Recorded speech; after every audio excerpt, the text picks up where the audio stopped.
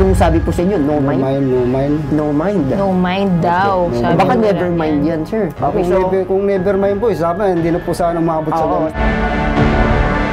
Sa galit mo, ano bang nagawa mo? Yung sa galit ko na po yun may nahawak po akong kahoy. Napaikot-ikot lang po ako, nawat naman po ako ng forma. Pero kung may hawak kang Mahawa ka kahoy, na, tapos nagkaalitan kayo. Parang it's a threat eh. pero may sinaktan ka bang tao? Wala po. Pero may hinawakan kang kahoy. Meron po. Siguro, ang interpretation ng kabila, aawayin mo siya. Opo, parang ganun ganun. Ilalim ng kanyang Artikulo 297, Article 297, Termination by Employer for Just Cause. May nakalagay po dyan pagka empleyado may serious misconduct, kagaya po niyang nagwawala sa loob ng kumpanya, may karapatan po si manager or si may-ari ng kumpanya na tanggalin kagad yung manggagawa. Lumapit ko kay Sir Ben, gawa na may rireklamo po ako sa company ko. Bali 15 years po ako nagtrabaho sa company na to na floor center na bilang maintenance po. July 5, may ginawa po kaming sa isang unit na stay po kami doon. Biglang may dumating na contractor, ang gabi gagawin ang kanilang roll-up. Gabi ng ingay, grinder, pukpok, at bigla po akong napasigaw. At sinabihan yung contractor na pwede tumigil na sila at matutulong na kami. Yun po ang dahilan kung bakit hindi kami nagkaintindihan ng aking supervisor. Paliwanag naman po ako kung bakit. Dahil kulang kami sa tulog. Hindi rin po kami magkaintindihan. Gawa na yung lingwahe niya, English. Nakaintindi man ako konti pero di ako po nakapagsalita. Kumbaga, ang balik ko rin sa kanya Tagalog at di rin niya po ako maintindihan din. Mapit po ako dito kay Sir Ben upang malaman ko kung may habol pa ba ako sa tagal ng serbisyo ko sa kumpanyang floor center. Sir Jonathan, bakit ba kayo umaabot sa punto na nakasagutan itong supervisor nyo na isang Iranian? Kumosyon po kami sa kumpanya, nasa Paranaque showroom branch, na bigla pong dumating ang manager ko na si Mr. Reza Sapagat. Nagtatanong, nagpapaliwanag kung ano po bang nangyari sa gabing iyon. Ito yung sinasabi na dahil may nagreklamo sa'yo, nakaabot ito sa bisor nyo. Opo. Doon sa Iranian na supervisor. Kaya pinatawag kanya kinabukasan. Opo. Okay, sige. Yun nga po, nung umapit na po siya at pagalit naman po siya ng papaliwanag, ang problema nga po, hindi po ako marunong mag-English eh. Hindi nyo naintindihan. Opo, hindi ko po naintindihan. Meron din lang akong salitang naintindihan na medyo na, medyo naalala na no mind. Oh. Ang pagkakaintindi ko po ata doon walang utak. Anong sabi po sa inyo? No mind? No mind. No mind. No mind daw. No Sabi Baka nila never mind yan, sir. Okay, kung never mind po, sabi, hindi na po sana umabot sa ganun. So dahil dun sa sinabi nung bisor nyo na sa tingin nyo parang ininsulto kayo dahil no mind, ang pagkakaano mo walang isip, walang utak. Opo, grabe po. Medyo nag-ano yung emosyon nyo. Yeah, grabe so, po, anong nangyari? Nagkasagutan ka? Doon na po ako nagsalita na ang sabi ko po bawal magmura ha? Bawal magmura. Sa katagang I resign, wala na akong trabaho. Yun lang po ang winika ko noon. Sa gano'n naman pong pangyayari, aminado naman po ako na may mali ako. Pero Sir Jonathan, hindi lang namin naintindihan. Bakit kayo napunta sa ganong issue? Ano bang issue nyo? Anong pinag-aawayan ninyo? Oo. Pang ano po kami doon, stay in po kami doon. At siya rin po mismo nagsabi. Okay, stay in ka, tapos? Lugar na po yun sa may Paranaque. May kumuha po siya ng kontraktor ng roll-up po. Ang masama doon po gabi gumawa. Okay. Andun po kami, wala man lang pong abiso sa amin. Kung pwede naman may gagawa in short ngayon. na disturb yung Opo. pagtulog nyo, pagpapahinga nyo. Magpapahinga po, dapat naman sa Bakit tamang maingay ba yung pahinga po. nag-aayos? Grabe po, dahil kulob po yung warehouse. Gamit ng grinder, cut-off, yung mga machine, martilyo, talagang maririndi ka po sa ingay. Kaya nagawa ko pong sabihan yung contractor, gumagawa na patulog naman kayo kasi kailangan din namin ng tulog para bukas kasi mabigat din pong trabaho namin. Kaya nireklamo ka doon sa supervisor. Opo, supervisor. Kasi nasigawan mo ba nung gabing yun yung mga contractor? Sa mga panahon na po yun na medyo galit na ako. Siyempre, pagod ka na. Naiintindihan naman namin sa part na nakuha niya po ako ng video na hindi. Okay. So may video na ikaw ay parang naghihimutok sa galit dahil ikaw ay nabubulabog. Opo. Parang pinupubok niya ako, magalit, parang ganun po. Hindi mo kayo nagkasakitan? Hindi naman po, wala na pong sakitan nangyayari. Wala rin po ako. Basta mataas lang yung tension niyo. Ang natandang sinabi ko lang po, I'm resign, wala na akong trabaho. Yun lang po ang nabanggit ko, wala na pong iba. Hindi ka ba nagdabog sa harapan ng bisor mo na para ikagalit din ng bisor? Kasi alam mo, kahit foreigner yan, makakaintindi ng body language yan eh. Diba? Kunyari, nakita niya na aambahan mo siya ng suntok. Wala, malayo po siya sa akin, tahimik lang siya. Nung pala, kinukuha niya na ako ng video. Sino ba tutukoy mo? Yung bisor mo o yung contractor? Hindi, yung mismo pong bisor ko, siya pong nagalit. Yung manager ko na si Mr. Reza sa Paga. Ito, matanong ko lang kasi amo mo na, banyaga, di ba? Wala pang ibang staff para lang on behalf of you na iparating yung gusto mong sabihin sa amo mo, dun sa bisor mo na Iranian? Walang iba siyang kasamang staff? Wala yung po. Kumbaga, translator man lang ba? Pinoy Wala ba? Wala Kasi po. parang ang nakikita ko dito kay Sir Carl, no? Ang tanong dito, kung ikaw ba'y nabigyan ng due process din, no? Pero titingnan natin, kasi may mga company policy rin yan, eh, na kunyari, yan yung panig mo, binibigay mo sa amin sa bitag, but we haven't heard, or hindi pa namin naririnig yung panig ng kabila. Opo. Kasi, ang hindi ko dito alam, ano naman yung side ng kabila? Bakit ka pinatawan ng termination? Baka naman kasi, yun nga, yung sinasabi ko kanina, hindi kaya nagdabog ka, nagwala ka. Ayun nga, Sir Jonathan, na-explain ba sa'yo bakit ka terminated? Yun nga po, sa violenting ginawa ko daw. Sa Violente?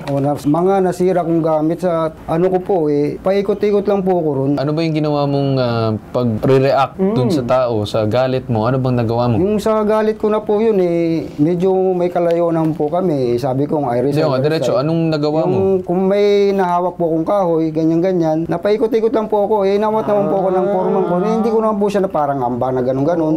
Pero kung may hawak kang Mahawak ka na, kahoy, tapos nagkaalitan kayo, parang it's a threat eh. Parang it's a sign of Wala talagang... threat.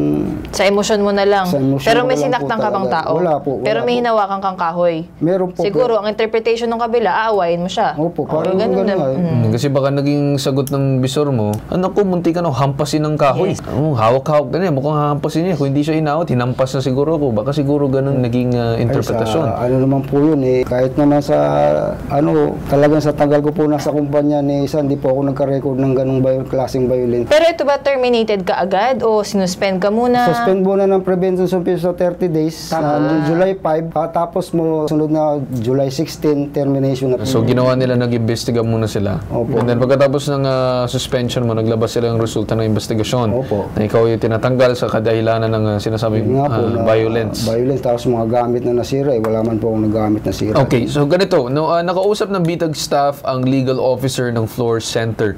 At ayon sa kanila ay hindi sila pwede magsalita sa ere dahil wala daw sinasabing clearance mula sa kumpanya. Ngayon naman, regarding naman sa reklamo ni Jonathan na length of service ay nakadepende daw ito sa kanilang company policy. Nakuhanan daw kasi ng CCTV ang pag-aamok at paninira ng mga gamit sa kumpanya si Jonathan. Bukod pa rito ay inambahang papaluin din daw ni Jonathan ang kanyang bisor na isang Iranian, which is nabanggit niya kanina na hawak niya daw yung kahoy. And then maaari naman daw mag-file si Jonathan sa kanilang HR para makapagbigay sila ng kahit anong assistance. At kung may iba pang concern pa daw si Jonathan ay pwede naman daw itong mag-file sa DOLE para madaan sa tamang proseso ang kanilang pag-uusap. Ngayon naman yung ibig sabihin lang naman namin dito kaya namin kinuha yung sumbong mo para at least malinawan ka kung anong posible mo pang makuha. Pero nakuha mo ba yung last pay mo? Hindi pa po. Hindi mo pa nakuha last pay mo. Yung sinasabi Nakapag-clearance ka na ba? Hindi pa po. So, hindi kaya ka siya pa pinapabalik. nakapag-clearance. Oo, kaya siya pinapabalik, Okay. Sir Carl. So yung dahilan ngayon ay gagawin na lang natin is paglilinaw sa iyo para malaman mo din ano dapat mga karapatan mo and at the same time para malaman mo din kung ano yung mga pagkakamali. So on the line ngayon si Attorney Batas Mauricio, a bitag resident lawyer. Kung paniniwalaan po natin yung video, Carl Tulfo, at makatotohanan na nakitaan ng pagpaninira Jonathan ng mga ari-arian ng kumpanya at pagkatapos ay tangkang paghataw doon sa kanyang amo, may tuturing po yan na isang serious misconduct laban doon sa kanyang kumpanya at laban doon sa kanyang supervisor. At ayon po kasi sa Labor Code of the Philippines, Presidential Decree 442, amended Carl, ilalim ng kanyang Artikulo 297, Article 297, termination by employer for just cause. May nakalagay po dyan, pagka empleyado may serious misconduct, kagaya po niyang nagwawala sa loob ng kumpanya, may karapatan po si manager or si may-ari ng kumpanya na tanggalin kagad yung manggagawa. Ikalawa po dyan, yung epekto ng kanyang pagwasak or paninira ng mga gamit ng kumpanya.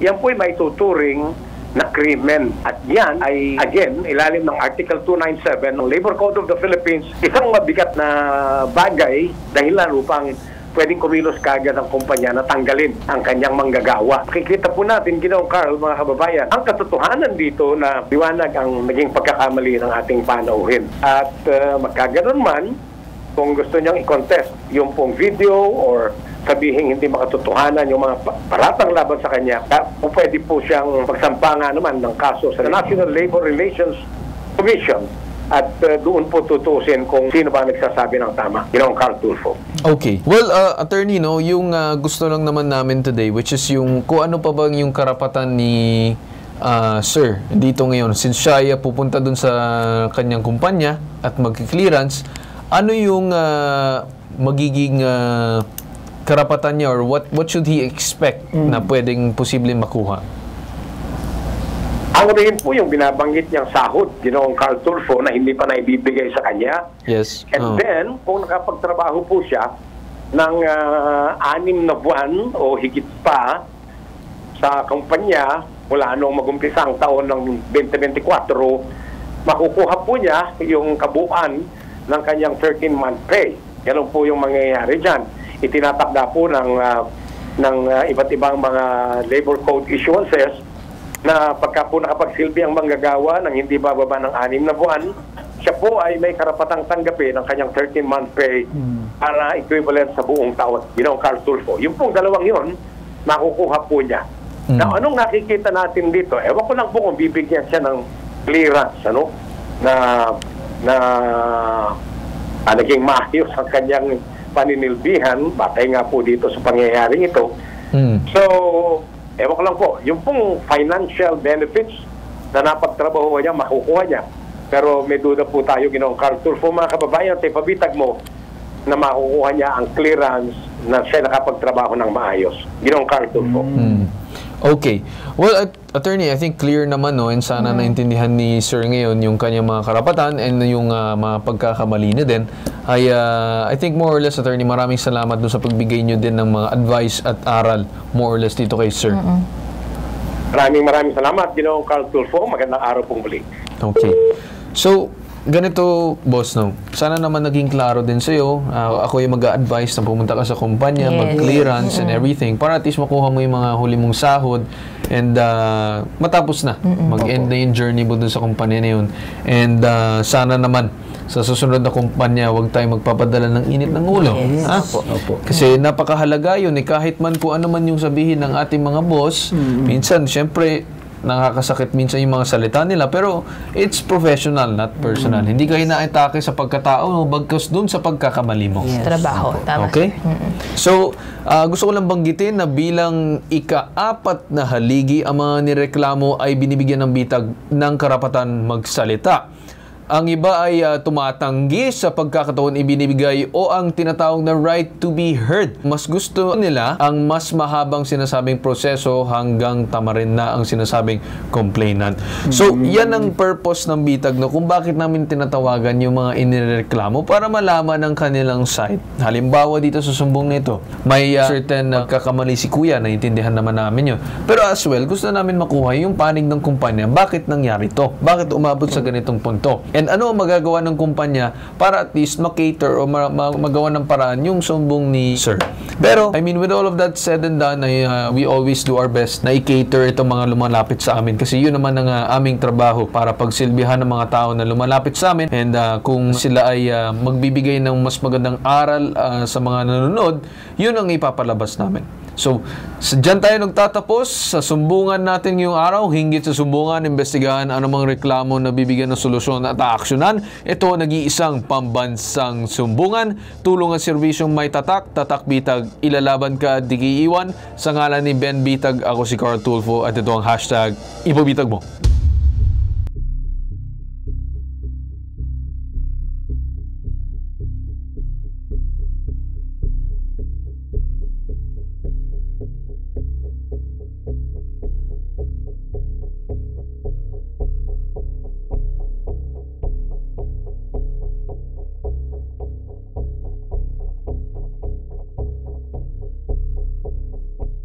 Magandang gabi po sa bumubuo po ng hashtag ipabitag mo kay Sir Ben Tulfo at kay Sir Carl Tulfo. Maraming salamat po. At ito po yung halagang naibigay po sa akin at naitulong sa akin ng kumpanya para makapagsimula po akong muli. Maraming po salamat sa hashtag Ipabitang Mo.